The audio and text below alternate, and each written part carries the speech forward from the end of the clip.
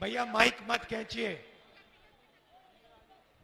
कन्याकुमारी से कश्मीर हम चले 4000 किलोमीटर। लक्ष्य था नफरत के बाजार में मोहब्बत की दुकान खोलने का।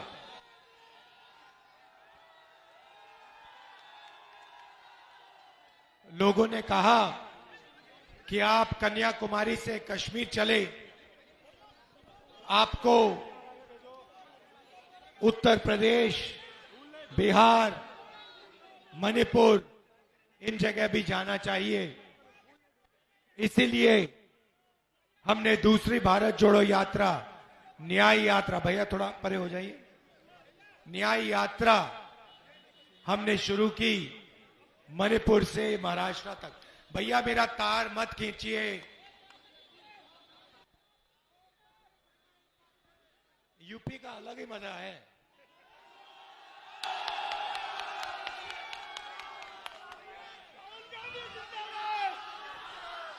तो सबसे पहले इस स्वागत के लिए बहुत धन्यवाद। यूपी में जहां भी मैं देखूं पोस्टर मिलते हैं, बेरोजगारी, महंगाई और पेपर लीक।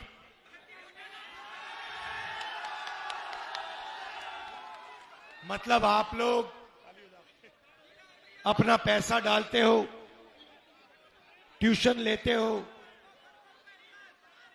और फिर जब पेपर का समय आता है तो 1% लोग पहले ही पेपर ले जाते हैं, चोरी कर लेते हैं और आप देखते रह जाते हो। पिछले भाषण में मैंने कहा कि हिंदुस्तान में पिछड़ों की, दलितों की, आदिवासियों की 73% आबादी है। और आप किसी भी संस्था को देखिए, हिंदुस्तान के सबसे बड़े बिजनेसेस को देखिए, कोर्ट्स को देखिए, जुडिशरी को देखिए, मीडिया को देखिए, आपको ये 73% जो लोग हैं, इनके लोग इन संस्थाओं में कहीं नहीं मिलेंगे। प्राइवेट अस्पताल के मालिक की लिस्ट देखो, उसमें एक पिछड़ा नहीं मिलेगा। बड़े बड़े कॉलेजेस, यूनिवर्सिटीज के मालिकों की लिस्ट देखो, उसमें पिछड़ा, दलित, आदिवासी नहीं मिलेगा। बड़े बड़े ब्यूरोक्रेट्स की लिस्ट निकालो, उसमें पिछड़े, दलित, आदिवासी नहीं मिलेंगे। तो राज सिर्फ 2-3% लोगों का हो रहा है। आप लोगों को महंगाई, बेरोजगारी सहनी पड़ती है और ये जो 2-3% लोग हैं, ये मजे लेते हैं, अरबपति हैं, इनका हिंदुस्तान है। आपने राम मंदिर का इनॉग्रेशन देखा? उसमें आपको कोई पिछड़ा दिखा? उसमें आपको अंबानी जी दिखे, अदानी दिखे, अमिताभ बच्चन दिखे, और कौन दिखे उसमें आपको? कटरीना कैफ दिखी। और कौन दिखा? अमिताभ बच्चन दिखे, अमिताभ बच्चन दिखा, अदानी दिखे, अंबानी दिखे। देश के उद्योगपति केवल दिखे, मगर 53% वाला, 73% वाला, सॉरी, वहां पे कोई नहीं था। राष्ट्रपति आपकी आदिवासी है, उनको बाहर कर दिया। उनको कहा कि भैया तुम्हारी जगह नहीं है यहां पे, तुम राष्ट्रपति जरूर हो मगर राम मंदिर में तुम नहीं आ सकती। तो आपने कभी जेब कतरे को काम करते हुए देखा है? क्या नाम है तुम्हारा? यादव जी खड़े हुई ऊपर जीप पे। अब ये देखिए, ये सुरेश यादव जी खड़े हैं। अब अगर कोई चाहते हैं? कुछ नहीं होगा भैया, खड़े रहो, घबराओ मत, खड़े रहो, खड़े रहो, देखना चाहिए। अब अगर जनता, अगर कोई इसमें इसकी जेब काटना चाहता है तो सबसे पहले क्या करना पड़ेगा? हाँ, ओ भैया उधर देखो जरा, इधर देखना जरा, इधर देखो, उधर देख यार, उधर देख, उधर देख। पहले ये करना पड़ेगा, है ना? तो ये आपके साथ किया जा रहा है। देखो भैया पाकिस्तान, ओ देखो भैया चाइना, ओ देखो भैया राम मंदिर, ओ देखो भैया अमिताभ बच्चन, ओ भैया देखो कतरीना कैफ। पहले ये किया जा रहा है। उसके बाद क्या होगा? उसके बाद इसके पीछे आके कोई खड़ा हो जाएगा। जब ये इधर उधर देखेगा, ये उसका पीछे से फोन निकाल देगा। ध्यान उधर उधर कौन कराता है? नरेंद्र मोदी। पीछे से पैसा कौन निकालता है? अदानी, अदानी जी। और भैया तीसरा बंदा होगा, वो लाठी लिए यहां खड़ा होगा कि किसी ने कुछ उल्टा सीधा किया तो लाठी लगेगी। अमित शाह, सीबीआई, ईडी, ये ड्रामा चल रहा है आपके साथ। आप 24 घंटा सुबह उठते हो, मोबाइल फोन खोलते हो, आपका ध्यान उधर उधर जाता है।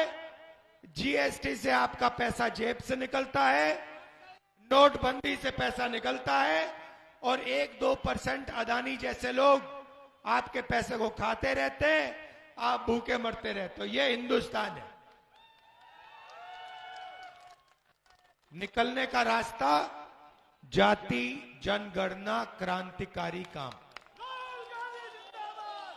कि पहले पता लगाओ दलित आदिवासी पिछड़े कितने हैं और उनके हाथ में कितना धन है। जिस दिन आप लोगों को पता लग गया कि दलितों के हाथ में, पिछड़ों के हाथ में, आदिवासियों के हाथ में इस देश में कुछ ही नहीं है, उस दिन आप लोग जाग जाएंगे और जो आपको करना है आप 2 मिनट में कर दोगे। इसीलिए कांग्रेस पार्टी ने अपने मैनिफेस्टो में जाति जनगणना पहले नंबर पे लगा रखा है। यादव जी आपका बहुत बहुत धन्यवाद, आप सबका दिल से धन्यवाद। नमस्कार, जय हिंद। यादव जी बैठो। आपने अग्निवीर योजना का नाम सुना है? जी सर। सुना है? जी जी। ये है क्या? क्या चीज सर जी? अग्निवीर योजना है क्या? अग्निवीर 4 साल के लिए कर दिया फौज में, तो इस बर्बाद कर दिया देश को हमारे। नहीं नहीं, 4 साल में किया। तो आपको मालूम है कि अब हिंदुस्तान में 2 तरीके के शहीद होंगे। एक, सेना वाला जब शहीद होगा उसे शहीद का दर्जा दिया जाएगा, और दूसरा जो अग्निवीर होगा, जब वो शहीद होगा उसको शहीद का दर्जा नहीं दिया जाएगा, उसकी लाश को परे कर दिया जाएगा और उसको भूल दिया जाएगा। अग्निवीर योजना में जो शहीद होगा उसको ना पेंशन मिलेगी, परिवार को ना पेंशन मिलेगी, ना मदद मिलेगी, कुछ नहीं।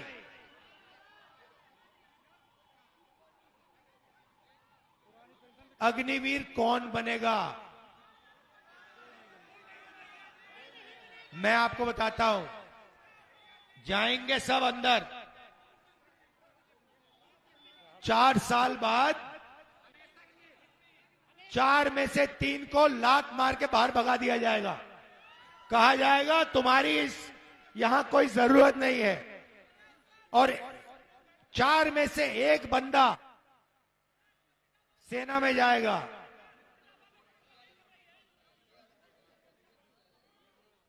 जो पैसा अग्निवीरों को मिलना चाहिए। सेना का बजट का पैसा वो कहां जा रहा है? अदानी जी के जेब में जा रहा है। आप सारे हथियारों की लिस्ट निकालो, ड्रोन की लिस्ट निकालो, राइफल की लिस्ट निकालो, बारूद की, कारतूस की लिस्ट निकालो, सारी की सारी लिस्ट निकालो। आपको पता लगेगा कि अदानी डिफेंस को सारे के सारे डिफेंस के कॉन्ट्रैक्ट्स पकड़ाए जा रहे हैं। अग्निवीर को कह रहे हैं तुम्हें हम शहीद का दर्जा नहीं देंगे, तुम्हारे परिवार की मदद नहीं करेंगे, और जो उसको मिलना था वो उसके हाथ से निकालकर नरेंद्र मोदी जी अपने मित्र को दे रहे हैं। ये सच्चाई है। मैंने ये बात पार्लियामेंट में बोली, आपने भाषण देखा होगा। मुझे लोकसभा से निकाल दिया, मेरी सदस्यता रद्द कर दी। सुप्रीम कोर्ट ने कहा कि राहुल गांधी की सदस्यता वापस करो, तब मैं लोकसभा में जा पाया। मेरा घर छीन लिया, 2 साल की जेल दे दी। जब मेरा घर छीना, मैंने उनसे कहा ले जाओ, मुझे तुम्हारा घर नहीं चाहिए। मेरा घर हिंदुस्तान के करोड़ों लोगों के दिल में है। मैं आपको दिल से धन्यवाद करना चाहता हूं और आपसे कहना चाहता हूं, आप अपने हक के लिए लड़िए, आप खड़े हो जाइए।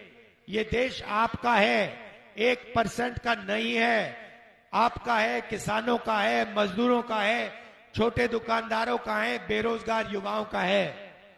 खड़े हो जाइए, जागरूक हो जाइए, जो आपका है ले लीजिए। धन्यवाद। जय हिंद।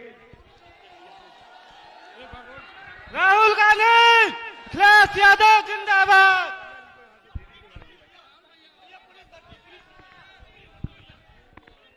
आइए, आप बोलिए। आइए आइए, आ जाओ। पुलिस भर्ती के बारे में आप बोलना चाहते हो, बोलो। लीक हो गया पेपर, पेपर देने गए थे वहां लीक हो गया। नहीं नहीं, आप जनता को बताओ, आपने एग्जाम लिया, आपने एग्जाम लिया, तो आप जनता को बताओ कि आपने कितने साल कोशिश की। सुनो सुनो, आपने क्या किया, आपने कितना पैसा अपना डाला, आपने कितनी कोचिंग ली, और आपको कब पता लगा कि पेपर लीक हो गया, आपको क्या लगा दिल में, ये जनता को बताओ प्यार से। भैया पेपर 4 बार मैंने अटेम्प्ट किया था, तीसरी बार ये अटेम्प्ट करना था। दोबारा पेपर से 1 दिन पहले ट्विटर पर पेपर लीक हो जाता है। और जब आपने ये पैसा दिया, आपने ये मेहनत की, और जब आपने देखा कि आपकी मेहनत ट्विटर पे लीक हो गई, खत्म हो गई, तो आपको क्या लगा? भैया हम भी खत्म हो गए। कोई मेरा सहारा नहीं था भैया, पेपर लीक था भैया, कोई नहीं कर पाया। आप ही मदद करिए, हम सबके नायक हैं। तो ये है हिंदुस्तान के युवा की हालत। पेपर लीक, बेरोजगारी, महंगाई, इन चीजों का आपको सामना करना पड़ रहा है। आप सबका धन्यवाद, आपका धन्यवाद। नमस्कार, जय हिंद।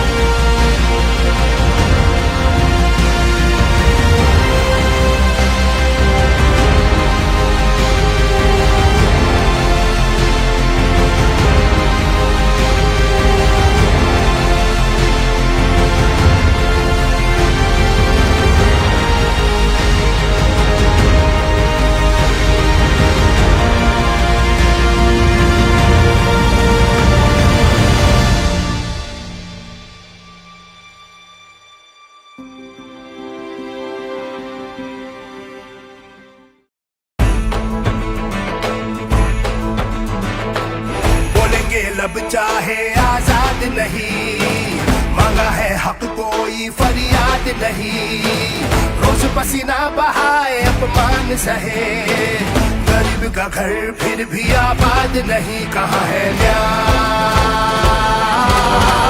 कहाँ है न्याय?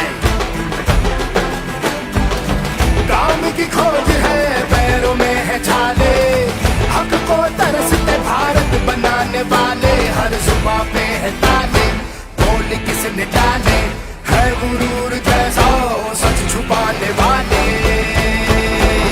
अब तो लेके रहेंगे न्याय, सहो मत, डरो मत, सहो मत, डरो मत, हम पहुंचेंगे हर घर तक, न्याय का हक मिलने तक, हम पहुंचेंगे हर घर तक, न्याय का हक मिलने तक।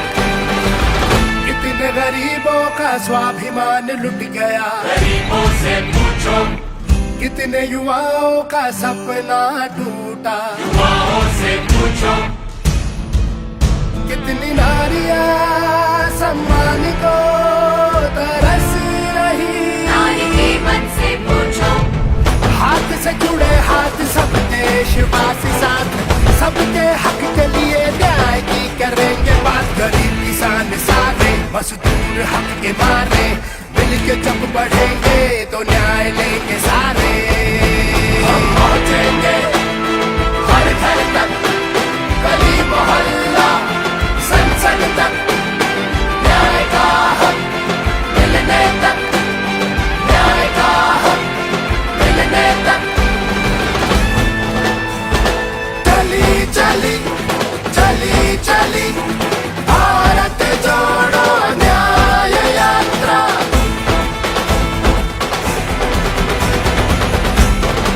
भारत जोड़ो न्याय यात्रा, पहुंचेंगे हम घर घर तक, न्याय का हक मिलने तक।